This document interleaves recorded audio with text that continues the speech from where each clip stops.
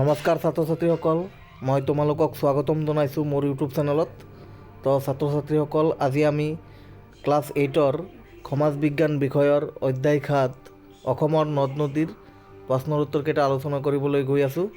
তো বলা আমি আৰম্ভ কৰোঁ। 1 নম্বৰ চমু প্ৰশ্নৰ উত্তৰ লিখা। ব্ৰহ্মপুত্ৰ নৈৰ উৎসৰ হিমবাহটোৰ নাম কি? উত্তৰ: ব্ৰহ্মপুত্ৰ নৈৰ উৎসৰ হিমবাহটোৰ নাম হ'ল চেমায়ুংডুং। খ নম্বৰ প্ৰশ্ন: ব্ৰহ্মপুত্ৰ নৈৰ মুঠ দৈৰ্ঘ্য কিমান? উত্তৰ: ব্ৰহ্মপুত্ৰ নৈৰ মুঠ দৈৰ্ঘ্য হৈছে 2906 কিলোমিটাৰ। গ নম্বৰ প্ৰশ্ন: ব্ৰহ্মপুত্ৰৰ উৎস কোন ৰাষ্ট্ৰত আছে? উত্তৰ: ব্ৰহ্মপুত্ৰৰ উৎস চীন ৰাষ্ট্ৰত আছে। গ নম্বৰ প্ৰশ্ন: উচ্চগতি অঞ্চলত নদীৰ গতিপথৰ আকৃতি কেনেকুৱা? উত্তৰ: উচ্চগতি অঞ্চলত নদীৰ গতিপথৰ আকৃতি ইংৰাজী ইউ আখৰটোৰ দৰে। ঙ নম্বৰ প্ৰশ্ন: ব্ৰহ্মপুত্ৰ নৈ কি ৰাষ্ট্ৰৰ মাজেৰে বৈ গৈছে? উত্তৰ: ব্ৰহ্মপুত্ৰ নৈ বৈ যোৱা ৰাষ্ট্ৰবোৰৰ নাম হৈছে তিব্বত, চীন, ভাৰত, বাংলাদেশ আদি। 2 নম্বৰ কৈছে শুদ্ধ উত্তৰটো লিখা। ক নম্বৰ: গিৰিখাত নিম্নভূমি, মোহনা উচ্চভূমি অঞ্চলৰ ভূ আকৃতি। উত্তৰ: উচ্চভূমি হ'ব। খ নম্বৰ কৈছে নৈৰ গুম্ফিত ৰূপ সাধাৰণতে পৰ্বত, সমভূমি, মালভূমিত দেখা যায়। ক'ত দেখা যায়? সমভূমিত দেখা যায়। গ নম্বৰ কৈছে প্লাৱনভূমিত থকা চৰ চাপৰি নৈৰ খনন, পৰিবহণ, অৱক্ষেপণৰ ফলত সৃষ্টি হয়। কি হ'ব এইটো উত্তৰ?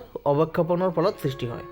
গ নম্বৰ কৈছে বৰাক নৈ অসমৰ 2, 3, 4খন জিলাৰ মাজেৰে বৈ গৈছে। উত্তৰটো হ'ব 3খন জিলাৰ মাজেৰে বৈ গৈছে। 3 নম্বৰ কৈছে সোঁফালৰ লগত বাওঁফালটো মিলোৱা। তো উত্তৰটো হ'ব এনেকুৱা: চাংপো হ'ব তিব্বত, অৰুণাচল প্ৰদেশ চিয়াং, খৰপিল একা বেকা গতিপথ, কলং খুটি, নদীদ্বীপ মাজুলী। 4 নম্বৰ কৈছে চমু টোকা লিখা। ক নম্বৰ: নৈৰ উচ্চগতি অংশৰ কাৰ্য। উত্তৰটো হ'ব নদী এখন পাহাৰ বা পৰ্বতৰ পৰা নামি বা বৈ অহা অংশক উচ্চগতি বুলিব পাৰি। পাহাৰ পৰ্বতৰ থিয় ঢালেদি বৈ আহোঁতে নদীৰ গতিবেগ বেছি হয় আৰু নদীৰ তলিত খনন অধিক হয়। এই অংশত নদীয়ে সোঁতত শিল, বালি, মাটি কঢ়িয়াই আনে। নদীৰ গতিপথ ইংৰাজী ভি আখৰৰ দৰে হয়। ঠায়ে ঠায়ে গভীৰ গিৰিখাতৰো সৃষ্টি হয়। খ নম্বৰ কৈছে নৈৰ মধ্যগতি অংশৰ কাৰ্য। উত্তৰটো হ'ব কম ঢালৰ ভূমিভাগেৰে বৈ যোৱা বাবে এই অংশত নদী গতি ধীৰ হয়। এই অংশত নদীৰ জ্ঞাত পৰিবহণ ক্ষমতা কম হয়। ফলত পাহাৰ বা পৰ্বতৰ পৰা সোঁতত কঢ়িয়াই অনা শিল, বালি, মাটি নদীয়ে সমভূমি অঞ্চলত জমা কৰে। ফলত নদীৰ খনন ক্ষমতা কম হয়। মধ্যগতিত নদীখনত স্পাৰ্শ খনন আৰু অৱক্ষেপণৰ ফলত গতিপথ একা বেকা হয়, যাক নদীৰ খৰপিল গতিও বোলে।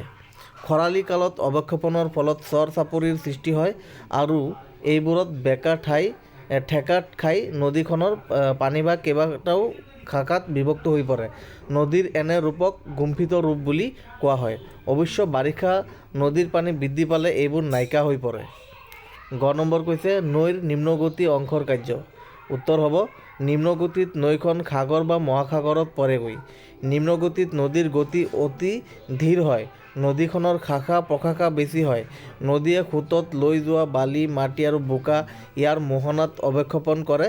ইয়াৰ ফলত অসমীয়া ব আকৃতিৰ দৰে দ্বীপৰ সৃষ্টি হয়। এই দ্বীপবোৰক ব-দ্বীপ বোলে।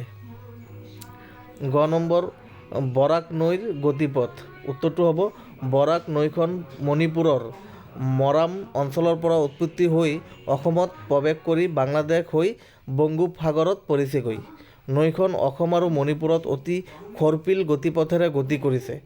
কাছাৰ অংশত নৈখনৰ দুয়োপাৰে অসংখ্য জলা দেখা যায়।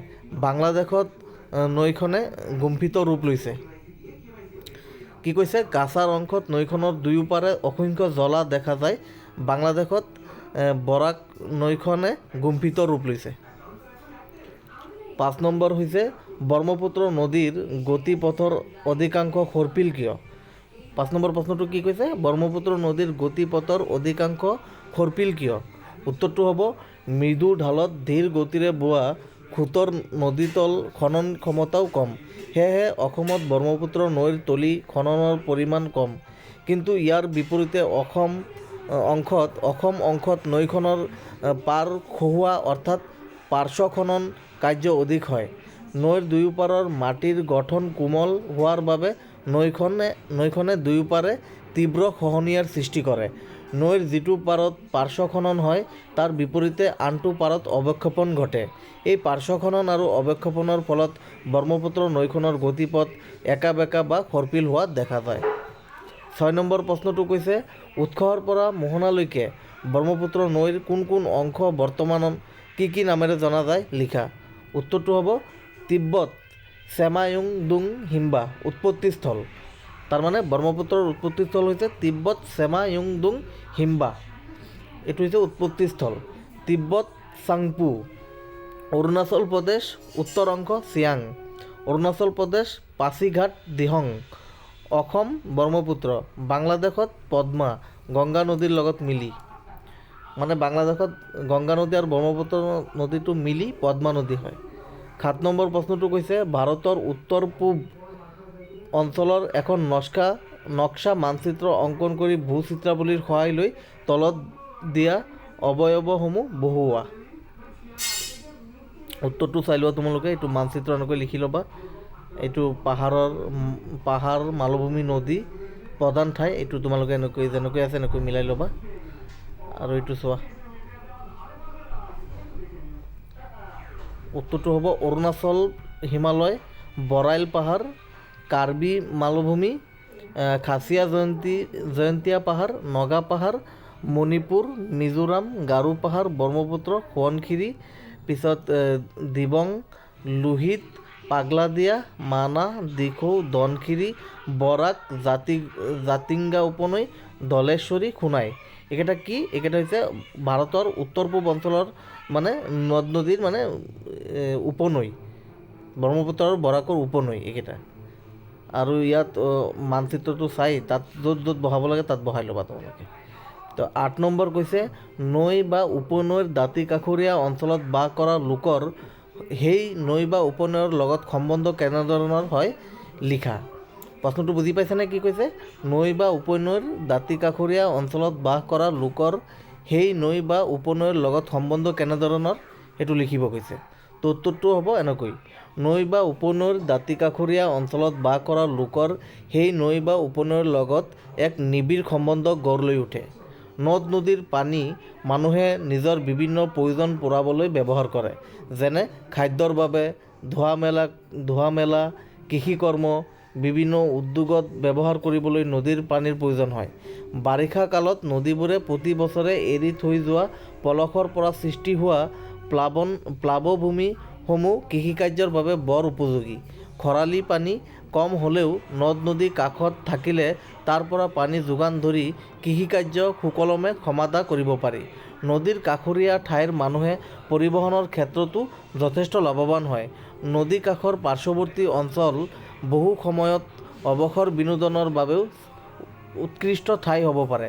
নদীত উপলব্ধ সৰু ডাঙৰ মাছ ধৰি মানুহে তাক ব্যৱসায়ৰো ৰূপ দিবলৈ সক্ষম হৈছে।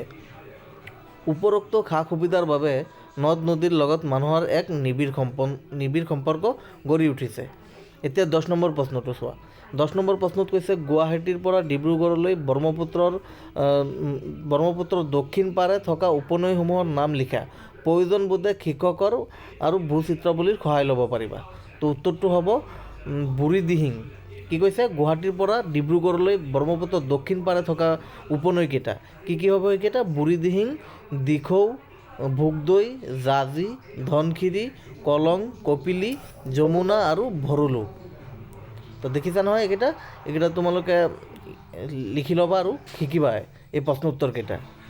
তো ছাত্ৰ ছাত্ৰীসকল, তোমালোকে মোৰ ইউটিউব চেনেলটো ছাবস্ক্ৰাইব কৰিবা, লাইক কৰিবা আৰু ভিডিঅ'টো ভাল লাগিলে শ্বেয়াৰ কৰিবা। বহুত বহুত ধন্যবাদ।